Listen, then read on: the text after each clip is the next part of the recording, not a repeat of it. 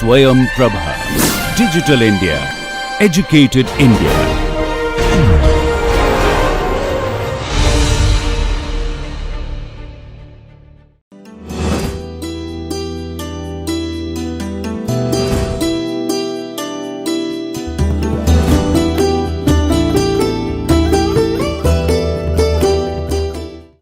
Hello everyone, welcome to 24th lecture of VLSI Interconnects course. We are currently in the third module and we are looking at additional effects in interconnects. So far in this module, we have seen skin effect, which tells us that at high frequencies current tends to confine near the surface, and as a result your resistance becomes a function of frequency. In the previous two lectures we were discussing power dissipation, and we saw that interconnect affects the transient power dissipation, and the dependence of overall power dissipation depends on interconnect parameters. We specifically discussed the effect of interconnect width on the total power dissipation. In this lecture we will start our discussion on heating and thermal effects. We will see why electrothermal modeling is required to capture all the power dissipation issues. And then we will see the governing equations which we require to understand to model this thermal and electrical model together. So, let us get started. So, as we had seen in the previous two lectures that in circuits there is power dissipation. So, when the power is dissipated, where will that power go? That power translates to heat. So, because of power dissipation in the circuit, there is a heat generation, and when there is heat generation, the temperature of your device increases. So, that is why you need to take care of the cooling mechanisms. Even after that, inside your device the temperatures are going to change. Now, when the temperatures change, your circuit performance is going to be impacted. For example, your leakage current will vary, your resistances will be different. In addition, because of temperature, there would be some thermal expansion, and that may result in some stress on the interconnects. So, that is an additional issue. And as we see that we have seen that circuit performance would affect the power dissipation, and once the power dissipation is affected, it will again be affecting the heat generation. So, this is like a coupled system where heat generation is affecting your circuit performance, which affects the power dissipation, and then it in turn affects the heat generation. So, it is becoming very important to take care of this heating effects and thermal modeling in your analysis. So, this lecture the content I have made from multiple references. I will be referring to them as we proceed through the lecture. So, here I am to start with, I am showing you some schematics of how a heat sink and heat distribution mechanism is there. So, you have a device with interconnect layers here, there is a heat spreader and there is a heat sink. This figure is taken from a paper in IEEE transactions on electron devices. It is from 2005. This paper is by these authors. Some of the names might be familiar to you by now. So, here if we look at a snapshot of this, so snapshot of this die, it would look something like this. So, there are these are the interconnects. So, these are the intermediate wires, these global wires are the global interconnects which we had discussed earlier, and this is the equivalent to packaging layer. So, if we take a unit cell out of it, an FEM simulation can be done. FEM is finite element method. So,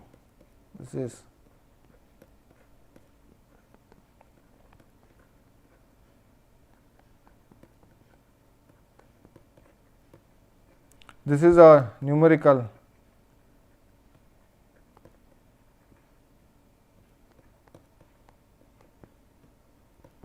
technique to solve for the heat distribution. So, if you solve it, you can see that the temperature versus distance from the substrate in z direction. So, this is z direction, and you can see that so this is z and this is delta T. So, when your node technology was 90 nanometers, your effect of your delta T was not that much, but as you are scaling down the technology, you can see that say at 22 nanometers you are having something like this, right. So, as you are scaling down the technology, this temperature issue is becoming more and more prominent. So, here this is a simulated version of this one. So, here this shows the temperature contour plot for 45 nanometer technology, which is this.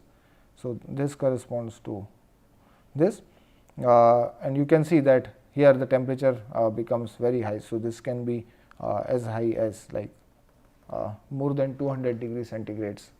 The delta T, this is the variation, right, with respect to the junction temperature. This is delta T, right. So, this becomes very important in our analysis. There is another set of figures. So, this I have taken from a conference paper in Asia and South Pacific Conference on Design Automation from 2006. The title of the paper is Electrothermal Engineering in Nanometer Era from Devices and Interconnects to Circuits and Systems. Again, the authors are some of the authors might be familiar to you by now. So, here the top view of die is shown. So, there are different, this is a functional block layout. So, there are different units here. The dark region is so this is the color plot for power dissipation per unit area. So, this is microwatt per micrometer square. The darker one has less power dissipation, and the lighter one has more power dissipation. So, here you can see that where, so for example, if there is a lighter block, so let me see, for example, here these two are lighter blocks. So, if I look at the temperature profile, so you will have a high temperature here. Similarly, there are high power dissipation things here, so there will be high power dissipation here. Similarly, here. So, these are like the hot spots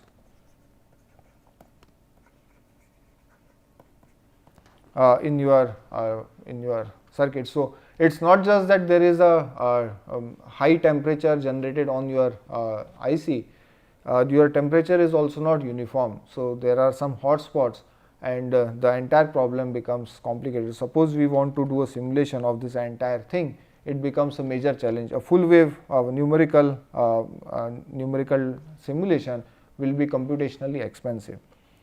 So, before we go into more details of this modeling, let us understand like what are the mechanisms which govern this power dissipation and heat generation and other things.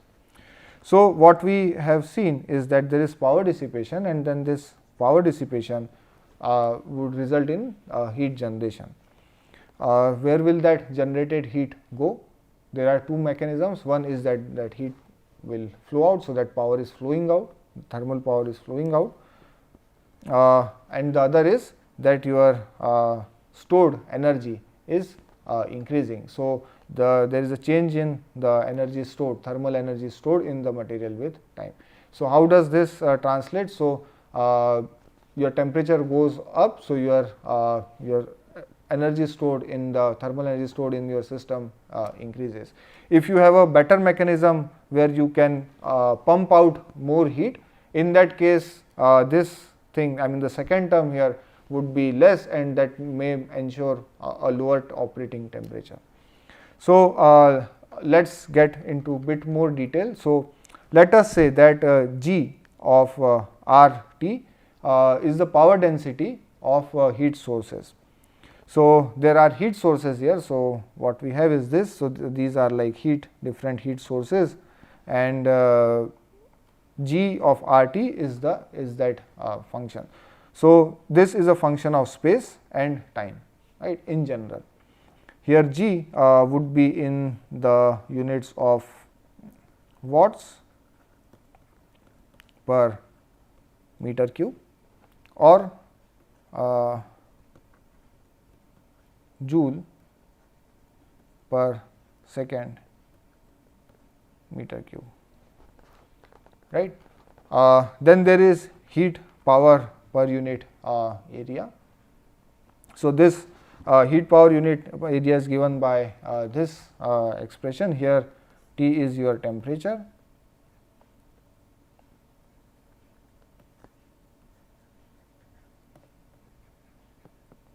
again temperature would be a function of the space and time. This is the gradient of the temperature, this is your thermal conductivity or coefficient of thermal conductivity.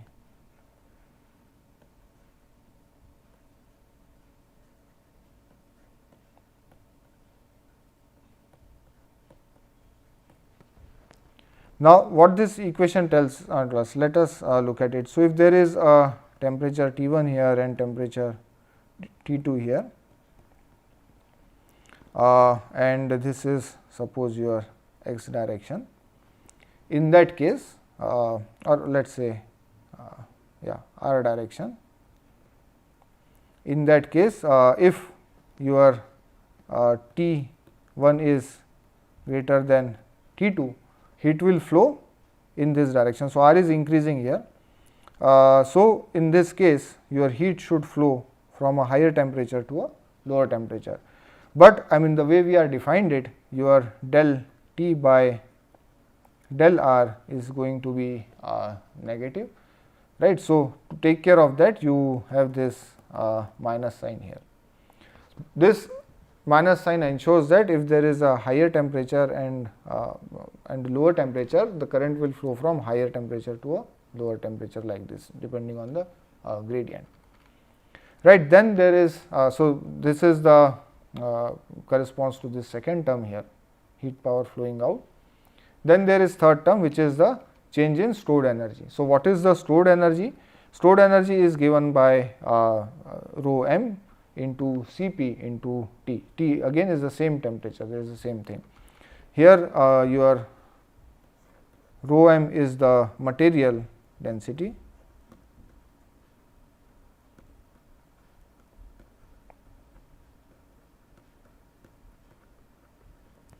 and Cp is your specific heat.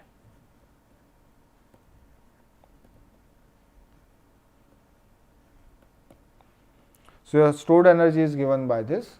Now, when more energy is being pumped into it, your stored energy would go up, right. So, how does that reflect? That reflects in the temperature. So, your temperature will rise.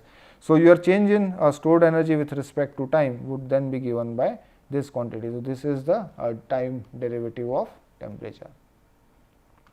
So, based on this we can then club all these together to get an equation like this. So, here this is the source power dissipation. So, this is the power dissipation power source.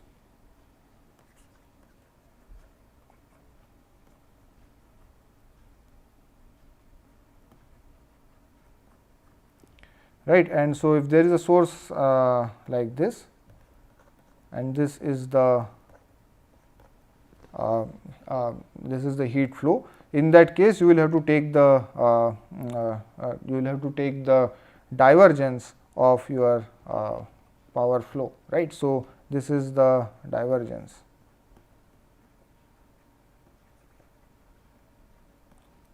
of this quantity. So, G of RT is equal to divergence of this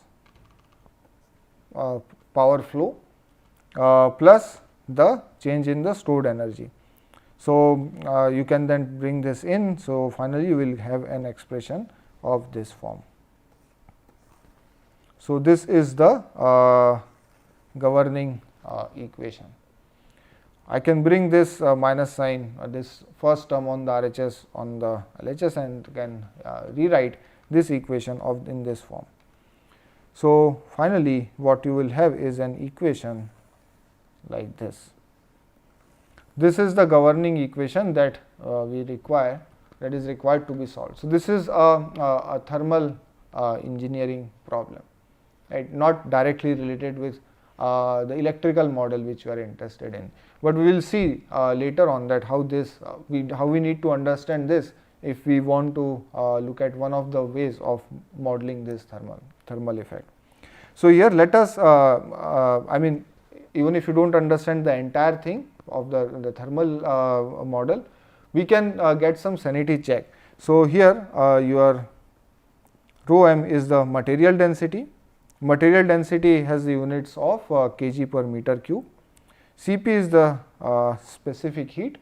The unit here is joule per kg degree centigrade. So if you multiply this by the mass and the temperature, you will get what is the total heat content there, right. So this will be this is of course temperature. So T is your temperature, the units is in degree centigrade. Right now I have written in degree centigrade. You can also write similar equation with Kelvin, right. Your thermal conductivity has the units of watt. W is watt, watt per meter centigrade. This has units of, so let me write this in, and this has units of per meter square, right. So if then I multiply all of this, I would get the unit of G, which is power dissipation density. So this, if you can check, that this would give you the units of watt per meter cube. This is in units of watt per meter cube, and if you multiply this, you will also get the units of watt per meter cube. W is watts, not to be confused with interconnect width W or anything. And here your Laplacian operator is this. So in Cartesian coordinates, if you want to write, you will be writing like this. So finally what you have to do is you have to actually solve this equation to get the current and the temperature gradient. So your dissipation will be given by this. You have to solve this to get the temperature. Your thermal conductivity and all will become complicated, because the thermal conductivity of interconnect metal would be different from the thermal conductivity of silicon substrate or any other substrate. So this becomes a very complex problem to solve. In the steady state case, what we can say is that your variation of temperature with time is 0, and in that case you have a simplified equation like this. So in most scenarios you can take a steady state analysis. Why? Because the time scale of the temperature variation is huge compared to the time scale of variation in current and say the power dissipation. So if you look at the pulses, right, so if you have these pulsed clock pulsed voltage, the time scale there is very small, right. In terms of this would be going into seconds if you look at how the temperature would change, whereas these clocks are very fast. So the time scale is very different, and therefore in many cases a steady state analysis is good enough. However, it is important to understand that these heating effects are critical for our electrical model as well. So it is important to consider these heating effects in circuit design, because various electrical parameters and circuit performance parameters are functions of temperature. So many of these things are functions of temperature. For example, this for the static power dissipation, the leakage current depends on device temperature. Also, if you see the resistance, so the resistance of your interconnect will depend on the temperature, and if the resistance change, your interconnect delay will change, and in previous lecture we have seen how delay will affect the power dissipation. So it becomes a very complicated model. So here there is you can look at this resistance per unit length. It becomes a function of your temperature of the metal, right. Here beta is not the propagation constant which we had seen, this is the thermal coefficient of resistance. right. So, I mean, if we want to summarize this, what we have is the following. We had an electrical model. Electrical model gave us these things. So, if there is an RC or RLC interconnect model, I am getting a delay. If there is an RLC interconnect model, I am getting an overshoot. So, electrical model is telling me what is my delay, it is telling me what is the overshoot. Electrical model will also tell us what would be the coupling. So, coupling we will look at in the next module. So, we have not seen what are the coupling effects in interconnects, but electrical model will also capture the coupling effects. It will also tell us the about the reliability. So, when will a device break down, or in terms of interconnects especially, there is something called electromigration, which will be next topic in this module. So, here there would be a current density J. Current density, so electrical model will tell us what will be the current density in a particular interconnect, and that will tell us the reliability and electromigration issues. And from electrical model we are also getting the power dissipation. So, we are also getting the power dissipation. From power dissipation, we need to feed the thermal model. So, in our governing equation which we saw, there was this term of G, which is the power dissipation that we get from the electrical model. We feed that into the thermal model. From thermal model, we will be getting the temperature distribution or temperature profile, and then temperature profile has to be taken care in the electrical model, because your interconnect resistance and other power dissipations will depend on the temperature distribution. So, then this becomes a coupled problem. It's not, it does not end there. Later on, when we discuss electromigration, we will see that electromigration also depends on the power dissipation, or I mean electromigration affects the power dissipation, because your interconnect effective area available for conduction would reduce, and that would result in heating. In addition, your thermal model or increasing temperature also affects the electromigration. So, this becomes a very involved problem to solve. So, we can't separately solve an electrical model and a thermal model. We need to take care of all these things at an IC level. So, there are two major approaches to handle this. So, for these electrothermal simulations, I mean the coupled, when we solve this coupled system together, we call it electrothermal simulations. There are two approaches. In the first approach, we use two independent simulators. So, there is one thermal simulator and there is an electrical simulator. Electrical simulations like the SPICE simulation which we have seen. So, you have a layout and then you are doing a circuit simulation for that. And then there is another simulator which has which solves for the thermal profile. And then this thermal profile, which is computed using numerical techniques by solving those differential equations, this thermal profile is then fed into the electrical model, and then this is iterated interactively. So, there is we have to iterate interactively to converge to a solution of the coupled electrothermal problem. So, one of the papers for this you can read is from IEEE transactions on packaging, components packaging and manufacturing technology from 1998. So, this is on the finite element simulation of your interconnect. So, it's shown like this. So, there is this silicon, then there is this oxide, and then there are these wires, and then this is all meshed to solve it numerically, and then this is done iteratively. So, as you can guess, this is a very computationally challenging problem. So, electrical model will give you where are the power dissipations, you feed that into a full solver which will give you the temperature profile, you update your electrical model, then you get again the power dissipation, you do it iteratively till you converge to the power dissipation. Then there is another approach which is less computationally expensive. Of course, it is approximate. So in this what we do is, this is very interesting, we map the thermal problem into an equivalent electrical circuit, and then an electrical circuit solver such as SPICE then computes the solution in the thermal as well as the electrical domain. So we don't solve the thermal problem in the thermal domain, we map it to an equivalent electrical circuit.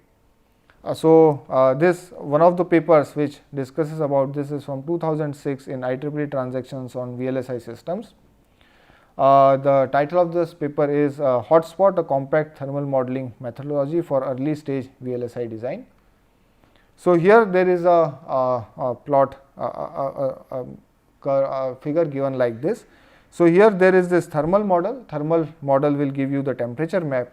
You feed that temperature map in your electrical model to give you the dynamic power and the leakage power. Then you see whether the dynamic power and the total power has it converged. If yes, then you stop. If no, you feed that total power dissipation into the thermal model, again compute the temperature map and again do this. You have to follow the similar process for this method as well. But now the advantage with this compact thermal modeling is that both these electrical and thermal model are implemented in with equivalent electrical circuits. So then it becomes faster. So later on in the final stage, you can then finally do the full FEM simulation. But for early stage, that's why the title has early stage, to converge to an efficient design, this approach will be useful. So before we go to that, we need to understand few things. So what we have to do is the following. We have to map thermal quantities to equivalent electrical quantities.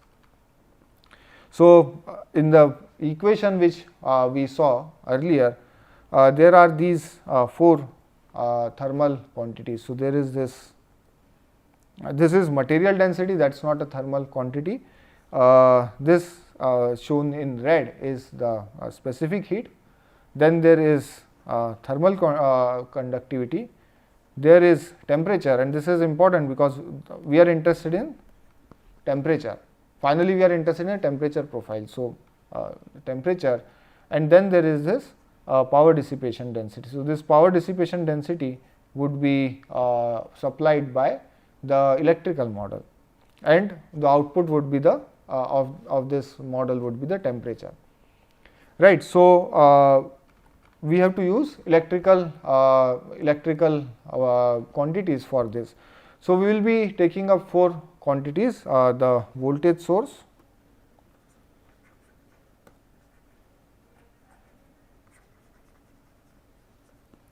the resistance, capacitance, and current source.